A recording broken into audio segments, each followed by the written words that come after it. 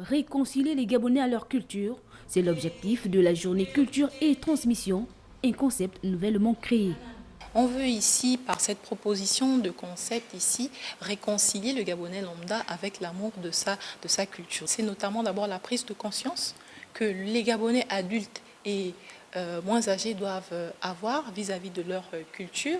Ensuite, il y a la pratique également, c'est-à-dire les plus âgés doivent inviter les moins âgés à pratiquer tout ce qui recèle de notre culture et notamment l'immersion, repartir vers ces sources de production culturelle là que sont les villages, les parents qui sont ici, qui peuvent être des modèles de culture dans les familles. Le rapport culture et environnement a également constitué l'un des temps forts de cet échange avec des jeunes et quelques agents exerçant dans le domaine de la culture.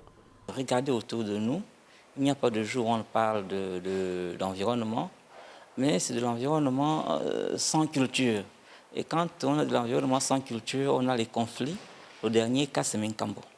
Donc, c'est pour dire que si on veut parler de l'environnement, il va falloir d'abord essayer de faire une archéologie des savoirs et savoir-faire endogènes qui rendent compte du rapport des populations locales, peu importe leur localisation géographique, à leur milieu de vie, et cela inscrit parfois dans des rites initiatiques qui donnent des algorithmes précis pour comprendre les interactions homme-faune ou bien humain-non-humain.